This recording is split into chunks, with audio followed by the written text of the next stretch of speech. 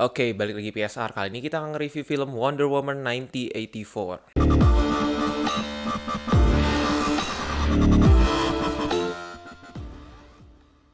Sequel langsung dari Wonder Woman yang pertama pastinya. Masih diperankan Gal Gadot, ada Kristen Wiig sebagai Cheetah dan Pedro Pascal sebagai Max Lord. Film ini berlatar di tahun 1984, jadi masih prequel dari Justice League dan BVS, tapi menjadi sequel langsung dari Wonder Woman yang pertama.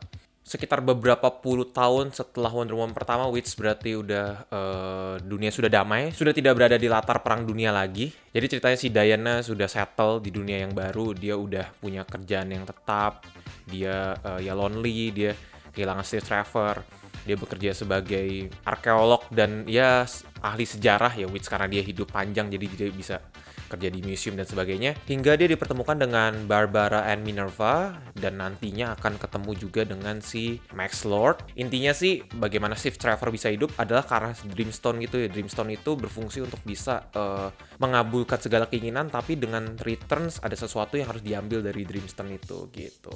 Overall film ini dibuka dengan sangat baik, dibuka dengan masa lalunya si Diana Prince ketika dia masih kecil. Jadi kalau teman-teman lihat di trailer ada cerita atau visual yang soal di Colosseum atau di Amazonian gitu, nah itu tuh buat intronya aja gitu.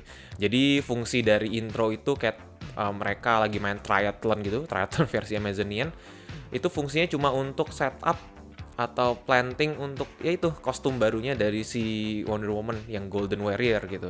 Kemudian dari sisi action ini jauh lebih baik, improvement sekali, koreografinya asik banget.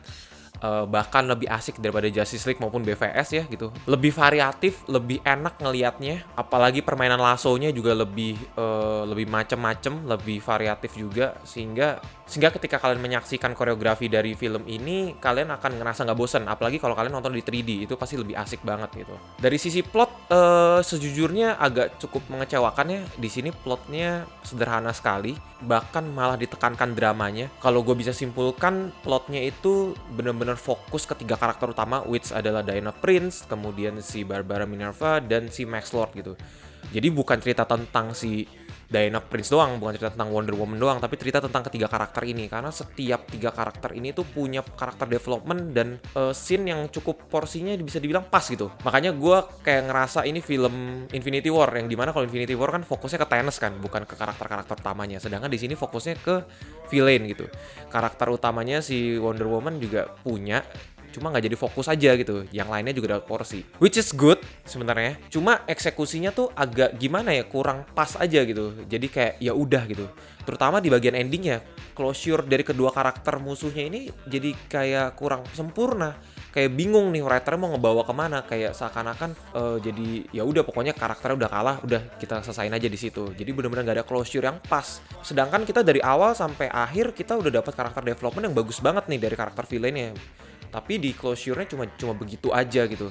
Kemudian ketidakkonsistenan dari konsep Dreamstone-nya gitu. Apakah perlu disebutkan secara literal, secara vokal, wish-nya, atau bisa dalam hati aja? Karena ketika Diana wish untuk Steve Trevor, dia tuh cuma ngomong secara implisit gitu, jadi dalam hati doang. Tapi kan ketika Max Lord mencoba untuk ngebohongin setiap person yang dia pengen ada orang itu wish ke dirinya dia, itu dia harus suruh dia ngomong secara literal, nggak bisa dalam hati. Padahal kan kalau dalam hati ya semua orang pasti akan ngelakuin itu kan. Jadi ada ketidakkonsistenan di situ. Kalaupun memang mau dibuat gitu, ya kenapa nggak ngomongin dari awal gitu loh. Lalu karena ini berada di setting 1984, tentunya setting tahun 80-an akan berperan besar di sini gitu. Ditunjukin dari first act dan second act bener-bener wow, latar belakang 80-annya ketara banget gitu. Dari sisi kostum, properti, art design, itu semuanya tahun 80-an banget gitu. Sampai mereka pergi ke Mesir gitu. Di situ baru tidak kelihatan gitu tahun 80-an, atau nggak ngerti ya, atau Mesir tahun 80-an tuh memang bener-bener nggak kelihatan ikonik aja kali ya, karena selama ini kan kita ngelihatnya ya di Amerika gitu. Jadi bener-bener ikoniknya ya 80 di Amerika ya begini, tapi begitu masuk ke Mesir gue ngeliat kayak ya ini kayak di era modern aja gitu, nothing's difference gitu. Kemudian juga Steve Trevor di sini ketika pertama kali ketemu sama Wonder Woman juga gue ngerasa impresinya kok kayak coba begini aja. Kok gue ngerasa lebih si Steve Trevor nih lebih excited, lebih passionate ketika dia ketemu dengan pesawat-pesawat di era modern gitu. Kok kayak lu udah lama gak ketemu 40 tahun tapi hasil ketemunya cuma excited itu aja, kayak that's it gitu, nggak ada yang momen-momen lebih wow lagi gitu. Terakhir setelah nonton film ini, impresi gue jujur kayak tidak meninggalkan impresi lebih seperti ketika nonton Wonder Woman pertama. Jadi seakan-akan gue kayak something's missing nih di film ini nih gitu.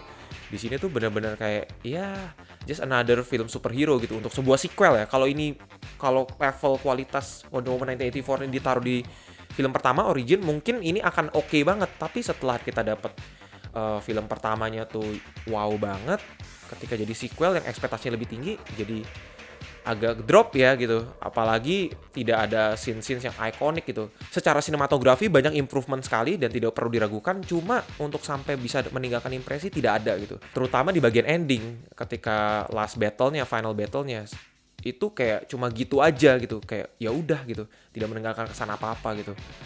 Beda sekali dengan adegan No Man's Land yang ada di Wonder Woman pertama. Di situ banyak kesan banget gitu, bener-bener impresinya jelas gitu, meninggalkan kesan yang kuat.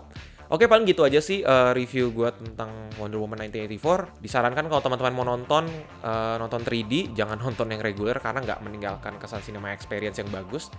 Thank you udah nonton, seperti biasa komen dan subscribe. Kata play it, don't stop, just rewatch. Cut!